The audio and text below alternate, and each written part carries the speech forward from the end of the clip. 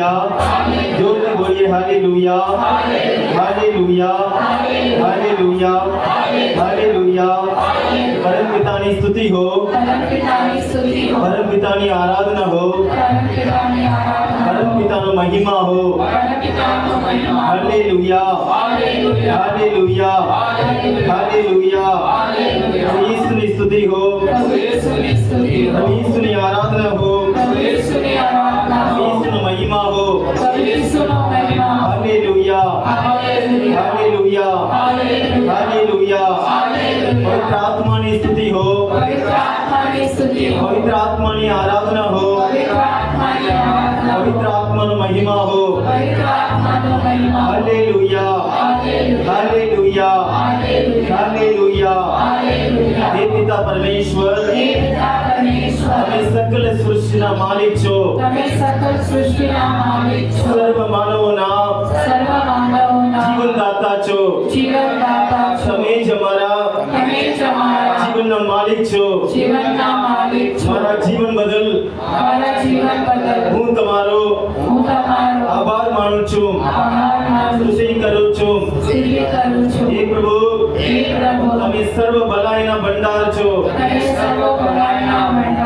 દયાળુ ઈશ્વર છો પ્રેમાળ ઈશ્વર છો અમારા પરમ પિતા છો અમે બધા અમારા સંતાનો છીએ અમારું ઘર અમારું પરિવાર અમારા બાળકો અમારા બંધુ મિત્રો એક એક વ્યક્તિ તમારી ભેટ છે હું તમારો આભાર માનું છું પ્રભુ હું તમારી સ્તુતિ કરું છું હું તમારો જય જયકાર કરું છું આજનો પવિત્ર દિવસ તમે મને આપ્યો છે આરાધનામાં ભાગ લઈને તમારી સ્તુતિ કરવા તમારી આરાધના કરવા તમારો આભાર માનવા તમારો જય જયકાર કરવા તમે મને તક આપી છે એ બદલ હું તમારો આભાર માનું છું હે પ્રભુ અમારા ઉપરના પ્રેમને લીધે તમે તમારા એકમાત્ર પુત્ર પ્રભુ ઈસુને આ જગતમાં મોકલી આપ્યા છો એ બદલ હું તમારો આભાર માનું છું હે પ્રભુ ઈસુ તમે પરમ પાવન ઈશ્વરના એકમાત્ર પુત્ર છો તમે જ અમારા અને સર્વના મુક્તિદાતા છો અમને જીવન આપવા અને ભરપટે આપવા તમે મારી મધ્યે છો આ પાવન સંસ્કારમાં મહાન વેદી ઉપર તમે વિરાજમાન છો હું તમારી સ્તુતિ કરું છું હું તમારી આરાધના કરું છું હું તમારો મહિમા ગાઉં છું તમારું નામ પાવન નામ છે પવિત્ર નામ છે શક્તિશાળી નામ છે સર્વોત્તમ નામ છે તમારા નામ સિવાય બીજા કોઈ પણ નામ આપવામાં આવ્યું નથી જેના દ્વારા માણસ મુક્તિ મેળવી શકે હાલેલુયા હાલેલુયા હાલેલુયા હે પ્રભુ ઈસુ તમે અમને જીવન આપવા ભરપટે આપવા તમારી મધ્યે હાજર છો હે પ્રભુ ઈસુ અમને સર્વ પ્રકારના બીમારીઓમાંથી રોગોમાંથી શૈતાની હરેક પ્રકારની શક્તિઓમાંથી અમારા હરેક પ્રકારના પાપોમાંથી મુક્ત કરવા તમે સમર્થ છો તમે સમર્થ છો હું તમારા પર વિશ્વાસ રાખું છું અમારા પાપને લીધે તમે ક્રૂસ ઉપર મરણ પામ્યા અડલક પીડા અને દુઃખ વેઠીને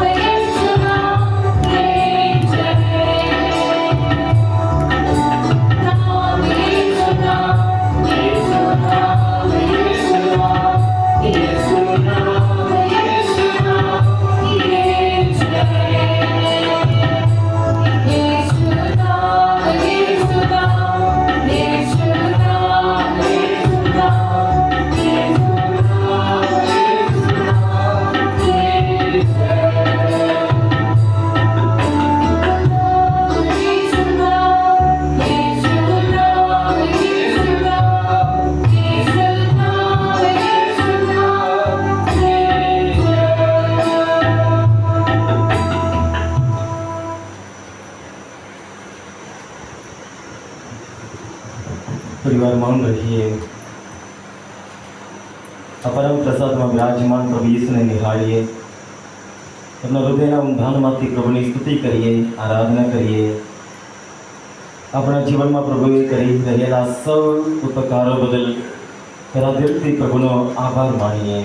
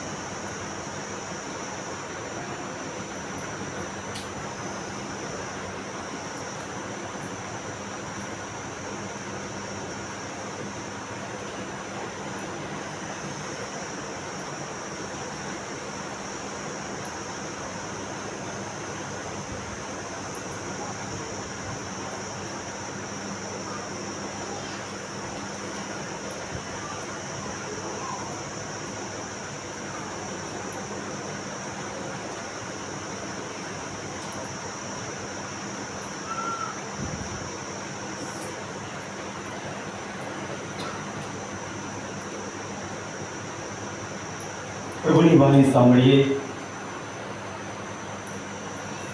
સંત યોહાન કૃત પ્રભુ ઈસુ ખ્રિસ્તનો શુભ સંદેશ, અધ્યાય 14 કડી 15 થી 21.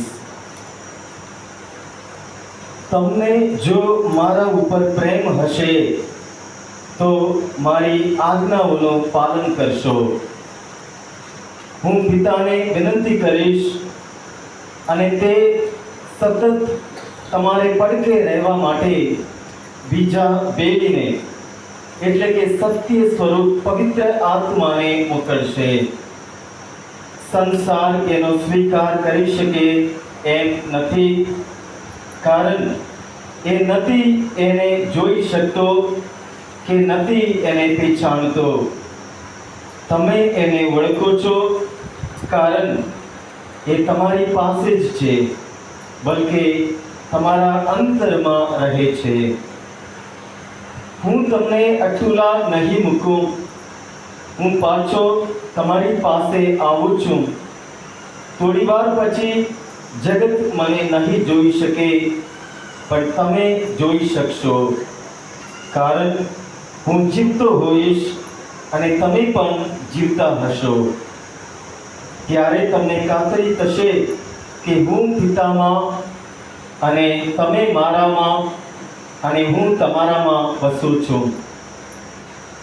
જે મારી આજ્ઞા માથે ચડાવીને તેનું પાલન કરે છે, તેનો જ મારા ઉપરનો પ્રેમ સાચો.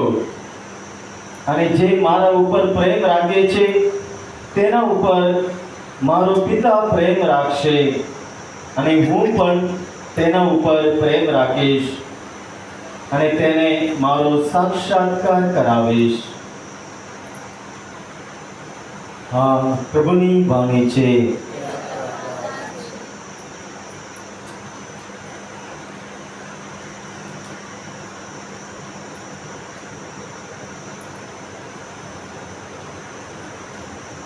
પ્રભુ ઈસુમાં ભલા સ્વજનો,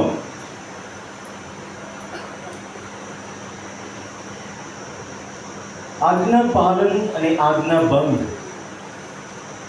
આખા બાઇબલમાં આ મુદ્દો આપણે જોવા મળે છે. આજ્ઞા પાલન કરવાથી એનું પરિણામ, આજ્ઞા ભંગ કરવાથી એનું પરિણામ હરેક ઘટનામાં આખા બાઇબલમાં આપણે જોવા મળે છે. એવા કેટલા વ્યક્તિઓ આપણી આગળ પવિત્ર સંપૂર્ણ બાઇબલ રજૂ કરે છે કે આજ્ઞા પાલન કરવાથી એના જીવનમાં શું થયું, શું મળ્યું, અને બીજા કોઈ વ્યક્તિ આજ્ઞા ભંગ કરવાથી એને કઈ હાલ થયું, એ પણ આપણી આગળ પ્રભુ રજૂ કરે છે.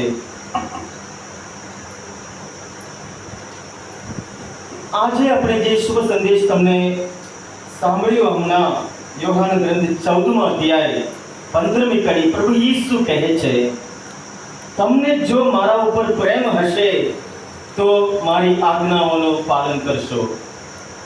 પ્રેમ અને આજ્ઞા પાલન એ બંને સાથે જાય છે.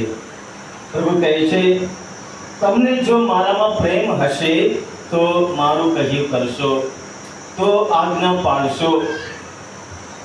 પ્રેમ કરીએ તો આપણે કહ્યામાં રહીએ, મા બાપ હોય, ભાઈ બહેન હોય, મિત્રો હોય, કારણ એ વ્યક્તિ ઉપર આપણો પ્રેમ છે. આપણે એનું વિરુદ્ધ જઈને, એના કહ્યામાંથી દૂર જઈને એને આપણે દુઃખ પહોંચાડવા આપણે મન થતું નથી. પ્રેમ છે એટલે આપણે એમના કહ્યામાં રહેવાનું આપણે ગમે છે. નહીં ગમે તો પણ આપણે કરીએ છીએ, કારણ એ વ્યક્તિ ઉપર આપણો પ્રેમ છે. એટલે પ્રેમ અને આજ્ઞા પાલન, પ્રેમ છે અને વિશ્વાસ છે એટલે આપણે ઈશ્વરની કહ્યામાં આપણે રહી શકીએ, એમની આજ્ઞા આપણે પાળી શકીએ. અને એનું જીવન નદી કિનારે રોપેલા ઝાડની જેમ એ ફૂલે છે, ફાળે છે, હંમેશા એ લીલાછમ રહે છે. યિર્મયાનો ગ્રંથ 17મો અધ્યાય 7મી કડી 7 અને 8મી કડીમાં પવિત્ર વચન કહે છે, જે મારા ઉપર વિશ્વાસ રાખે છે અને મને પોતાનો આધાર માને છે, તેના ઉપર મારા આશીર્વાદ વરસશે. તે પાણીની ધારે રોપેલા ઝાડ જેવો છે, જેના મૂળિયા પ્રવાહ સુધી ફેલાયેલા છે. તાપ પડે તો એને કશું ડરવા પણ નથી. એના પાંદડા લીલાછમ રહે છે. દુષ્કાળના વર્ષોમાં એને કશી ચિંતા નથી.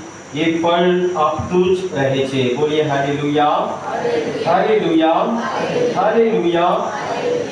આજ્ઞા પાલન, ઈશ્વર ઉપરનો પ્રેમ, ઈશ્વર ઉપરનો વિશ્વાસ આપણે આજ્ઞા પાલન તરફ આપણે દોરી જાય છે. ઈશ્વરની આજ્ઞા. પણ બીજી બાજુ આપણે જોઈ શકીએ છીએ, જે વ્યક્તિ પોતે ઘમંડ છે, એનામાં અગમ છે, બળવાખોર બને છે, ઈશ્વરની આજ્ઞાથી વિમુખ જાય છે, ઈશ્વરના કહ્યામાં રહી શકતો નથી, ઈશ્વરને એને કશું જ નથી. કોઈક દિવસ દેવળમાં આવે છતાંય પોતે દેવ તરીકે ત્યાં બેઠો હોય, એને જ્યાં પવિત્ર વાણી જ્યાં વાંચવામાં આવે છે એનું કઈ પડી નથી, કઈ ધાર્મિક વિધિ કરવા માટે દેવળમાં આવ્યો હશે.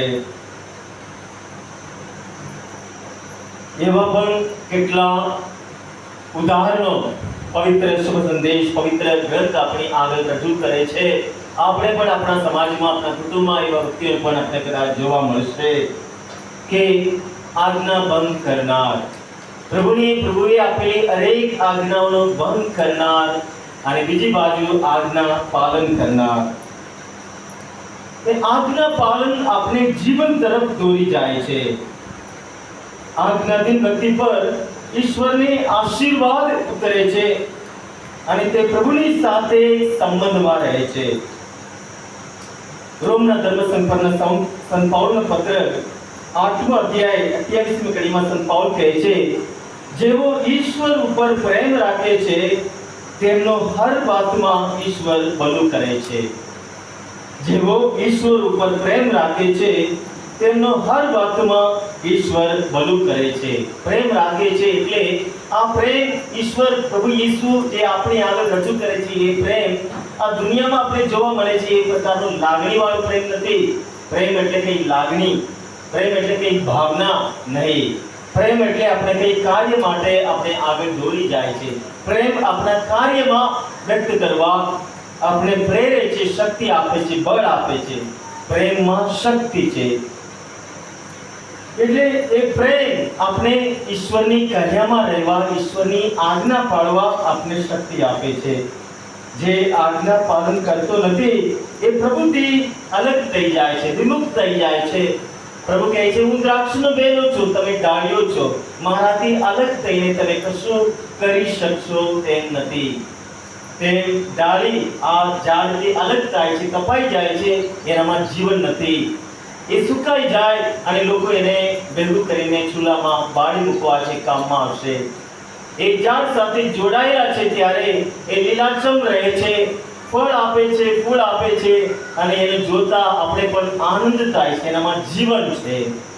પ્રભુ કહે છે હું જીવન છું, હું જ પુનરુત્થાન છું. એ પ્રેમનું સ્વરૂપ છે, પ્રેમનો અવતાર છે. એટલે પ્રેમમાં એમની સાથે આપણે રહીએ, આપણે ખોટું ના કરીએ. પ્રભુ યેસુ એ સંત પીતરને એ 3 વખત એ પ્રશ્ન પૂછે છે. એ ધર્મસભાની મોટી જવાબદારી એના હાથમાં સોંપવામાં આવે છે. પ્રભુ એટલું જ એમની પાસેથી માંગે છે, તું કેટલો ભણેલો છે, તને લખતા વાંચતા આવડે છે કે નહીં, તને કેટલી બુદ્ધિ છે, એ કશું જોતા નથી. સંત પીતર તો પ્રાકૃત માણસ હતા, માછીમાર હતા. એને કંઈ બોલતા પણ નહીં આવડતું હોય, કેમ કે પ્રથમ બોધ આપે છે ત્યારે બધા લોકોને ત્યાં આશ્ચર્ય થાય છે, આ તો પ્રાકૃત માણસ છે, કેવી રીતે આ રીતે બોલી શકે છે, ક્યાંથી એને આ જ્ઞાન મળ્યું. અને એ પિતરને પ્રભુ પસંદ કરે છે. એક જ લાયકાત હતું, તે પ્રેમ. બીજા કરતા પિતર તને મારા ઉપર પ્રેમ છે? હા પ્રભુ, તમે જાણો છો. તો પ્રભુ એને જવાબદારી આપે છે. પ્રેમ છે એટલે આપણે પ્રભુના કહ્યામાં રહીએ, પ્રભુનું કહ્યું કરીએ, એની આજ્ઞા પાળીએ. એટલે આજ્ઞા પાલન એ આશીર્વાદ લાવે છે, આજ્ઞા ભંગ એ શાપ ઉતરે છે. આજ્ઞા ભંગ કરીએ જેટલી વાર આપણે ઈશ્વરની આજ્ઞાનો ભંગ કરીએ, એટલું આપણે ઈશ્વરથી, એ જીવનથી, એ આશીર્વાદથી આપણે દૂર જઈએ છીએ, દૂર જઈએ છીએ, દૂર જઈએ છીએ. અનુસંહિતા ગ્રંથ 28મો અધ્યાય, ત્યાં આખો અધ્યાય આશીર્વાદ અને શાપ વિશે આપણી આગળ રજૂ કરે છે. આશીર્વાદ અને આજ્ઞા બંધ કરવાથી જે શાપ, આખો અધ્યાય છે. હું થોડું તમારી આગળ વાંચું છું. પણ જો તમે આજે હું તમને તમારા ઈશ્વર પ્રભુની જે આજ્ઞાઓ ફરમાવું છું તે બધીનું પાલન કરીને તમારા ઈશ્વર પ્રભુનું કહ્યું કાળજીપૂર્વક અમલમાં મૂકશો, તો તે તમને પૃથ્વીની બધી પ્રજાઓમાં ઉચ્ચ સ્થાને સ્થાપશે. જો તમે તમારા ઈશ્વર પ્રભુનું કહ્યું કરશો તો નીચેના આશીર્વાદો તમારા ઉપર ઉતરશે.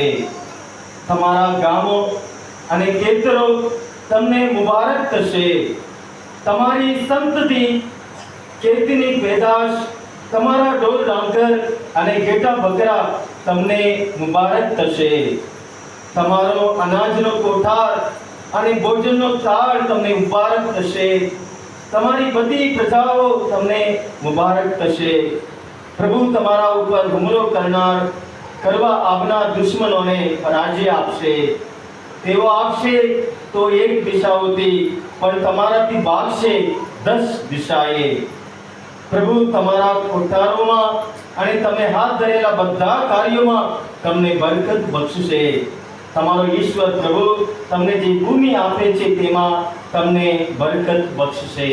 આશીર્વાદ, ઘણા ઘણા આશીર્વાદો આ અધ્યાયમાં આપવામાં આવી છે. અનુસંહિતા ગ્રંથ 28મો અધ્યાય ઘરે જઈને એ લઈને તમે વાંચો.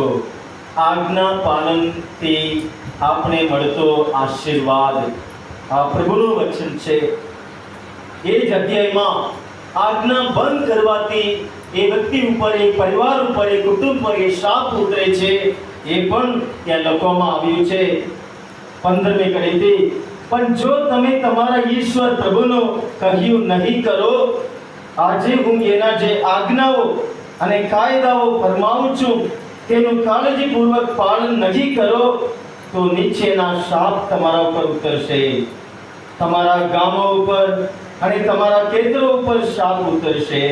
તમારા અનાજના કોઠાર ઉપર અને અન્નના થાળ ઉપર શાપ ઉતરશે. તમારી સંતતિ ઉપર, ખેતીની પેદાશ ઉપર, તમારા ઢોર ડાંગર અને ઘેટા બકરા ઉપર શાપ ઉતરશે. તમારી બધી પ્રવૃત્તિઓ ઉપર શાપ ઉતરશે. આજ્ઞા ભંગ એટલે ઈશ્વરથી વિમુખ.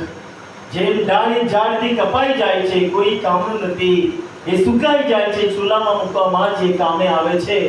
જે વ્યક્તિ આજ્ઞા ભંગ કરીને ઈશ્વરથી અલગ થઈ રહ્યો છે, એના જીવનમાં અનેક પ્રકારનો અંધકાર આવી ચડે છે, તોફાનો આવી ચડે છે અને ઊભી રહી શકતો નથી.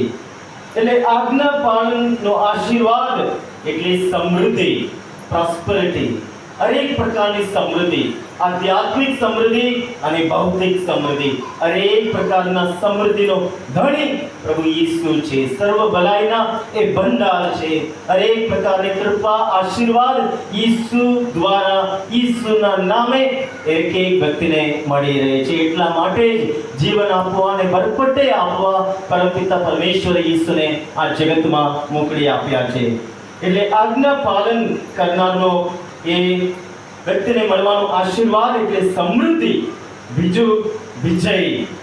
હરેક કાર્યો પર એને વિજય મેળવશે, એ જીત મેળવશે. હરેક કસોટી પર એ જીત મેળવશે. જીવનમાં આવતી હરેક કટોકટીના સમય ઉપર એ વિજય પામશે. એ પોતે વિજયવાન એ રહેશે. ત્રીજું, પ્રભુની કૃપા. એના ઉપર હંમેશા પ્રભુનો હાથ રહેશે. એને હંમેશા પ્રભુની કૃપા એને મળશે. માં મરિયમ પ્રભુની કૃપાથી પરિપૂર્ણ એક વ્યક્તિ, ઈશ્વર ઉપર પ્રેમ કરનારા અને ઈશ્વરની આજ્ઞા પ્રમાણે પોતાના જીવન જીવનારા વ્યક્તિઓમાં માં મરિયમ પ્રથમ છે. એટલે આશીર્વાદ એટલે આ ત્રણ પ્રકારની આશીર્વાદ, સમૃદ્ધિ, બીજું વિજય અને ત્રીજું પ્રભુની કૃપા એ વ્યક્તિ ઉપર સદા કાયમ રહેશે. આજ્ઞા ભંગ કરનાર ઉપર શાપ એટલે બીમારી અને રોગ, હરેક પ્રકારની બીમારી અને રોગ. અને બીજું હાર, હરેક કાર્યમાં નિષ્ફળતા. એ મહેનત કર્યા જ કરે છે પણ સફળતા એના હાથથી હંમેશા દૂર જ રહે છે. એ સફળ થઈ શકશે નથી. અને ત્રીજું મુશ્કેલી અને હાડમારી. એના હંમેશા એના ઘરના આંગણે જ એ ઘર કરીને રહે છે. શાપ એટલે આ ત્રણ કે હરેક બીમારી એવું નથી કે પ્રભુનો શાપ છે બધા વ્યક્તિઓને. કસોટી કરવા માટે પણ બીમારીઓ આવી શકે. યોગના ગ્રંથમાં આપણે એના વિશે આપણે વાંચીએ છીએ. પણ એ બીમારીમાંથી એને સાજાપણું મળે, એને જીવન મળે જો પ્રભુની કૃપા દ્વારા એને કસોટી કરવા માટે એ બીમારી એને આવી હોય. અથવા એ બીમારી એ શાપનું રૂપ પણ બની શકે. બીમારીના લીધે, શાપના લીધે નિષ્ફળતા અને એના લીધે હાડમારી અને મુશ્કેલીઓ એ શાપનું રૂપ છે. એટલે સંપૂર્ણ આ પ્રભુની વાણી આપણી આગળ આશીર્વાદ અને જીવન, શાપ અને મૃત્યુ બંને આપણી આગળ છે. જો આપણે પ્રભુ પર પ્રેમ હશે તો આપણે એમની આજ્ઞામાં આપણે રહીશું, એમની આજ્ઞા પાળીશું. સંત પાઉલ આપણી આગળ બે પ્રકારની વ્યક્તિ રજૂ કરે છે. પ્રથમ આદમ અને બીજો આદમ. પ્રથમ આદમ એ માટીમાંથી આવ્યો. ઈશ્વરે એને એને જીવન આપ્યું હતું. એને એક આજ્ઞા આપી હતી. એ આજ્ઞાનો એ ભંગ કરતો પ્રથમ આદમ. એ આજ્ઞા ભંગ કરતો તે દિવસે અમર માનવી મૃત્યુને લાયક બન્યો. સ્વતંત્ર માનવી એ પાપનો ગુલામ બન્યો. એ પ્રભુ ઈસુ પ્રભુ પાસેથી પ્રભુની હાજરીથી એ વિમુખ થઈ ગયો અને પ્રભુની હાજરીથી એ ભાગે છે, સંતાડે છે અને ગભરામણ થાય છે. એ બધું તમે ઉત્પત્તિના ગ્રંથ 3 અધ્યાયમાં તમે વાંચી શકો. પાપ અને પાપનું પરિણામ, આજ્ઞા ભંગ અને એને મળેલી અને એનું ફળ. એ આદમ ઈશ્વર પાસેથી વિમુખ થઈ જાય છે. પ્રથમ આદમ દૂર જાય છે, ભાગે છે, એને બીક લાગે છે, ઝાડોમાં જઈને એ સંતાઈ જાય છે, એને શરમ આવે છે, પોતે પોતાની જાતને ન લાયક ગણે છે. એ પ્રથમ આદમ. અને એના પાપના લીધે એ ધરતી શાપિત બને છે. અને એના પાપના લીધે એના દીકરાઓ સુધી, બીજી પેઢી, ત્રીજી પેઢી સુધી એ પાપનું પરિણામ ફેલાયા જ કરે છે. તે કાયન આબેલને પણ મારી નાખે છે. એ આજ્ઞા ભંગ એના લીધે એ શાપ એના પર ઉતરી આવ્યો. એનો આપણે પવિત્ર ગ્રંથ આપણે આગળ રજૂ કરે છે. બીજી બાજુ ત્યાં સંત પાઉલ આપણી આગળ રજૂ કરે છે. રોમના ધર્મસંકરના સંત પાઉલનો પત્ર 5 માં 19મી કડીમાં બીજો આદમ બીજો આદમ એ ઉપરથી આવ્યો. એ ઈશ્વરના પુત્ર શરૂઆતથી માંડીને અંત સુધી એ ઈશ્વરની આજ્ઞા પાળવામાં જ એમનો આનંદ થતો. હરેક પરિસ્થિતિમાં પ્રભુ ઈસુ પ્રભુની આજ્ઞાને આધીન રહ્યા. જેટલી વાર પ્રભુ કહે છે કે મારે તો મારો ખોરાક એ છે જેને મને મોકલ્યા છે એની ઈચ્છા પૂરી કરવી, એની આજ્ઞાનું પાલન કરવું. પ્રભુ હંમેશા ઈશ્વરની ઈચ્છા પ્રમાણે ચાલતા હતા. પ્રભુ જાહેર જીવનની શરૂઆત કર્યો, 40 દિવસ ઉપવાસ કર્યા અને ત્યાં શૈતાન એને આવીને કસોટી કરવા આવ્યો. એ એક દિવસની કસોટી નહીં, 3 વર્ષ દરમિયાન એક દિવસ પ્રભુને થયેલી એ કસોટી. કારણ પ્રભુની આગળ સોનાની મુગટ પણ છે, કાંટાનું મુગટ પણ છે. બંને પ્રભુની આગળ છે. પસંદ કરવા હા કહેવાનું હતું એટલું જ લોકો બળજબરીએ પ્રભુને ઉઠાવીને લઈ જઈને રાજા બનાવવા માટે તૈયારીમાં હતા. પ્રભુનું નામ આખા ઇઝરાયલમાં સર્વનામોમાં શ્રેષ્ઠ નામ બધાએ પ્રભુને જાણતા હતા. પ્રભુએ ફક્ત હા કહેવાનું જ હતું. જે પિલાતુસ એને ક્રૂસે ચડાવવા માટે સોંપ્યો એ જ પિલાતુસ પ્રભુ ઈસુના પગે પડીને પ્રભુ ઈસુના પગને ચુંબન કરવાનો હતો. એ પણ પ્રભુની આગળ એ ઓપ્શન હતું જ.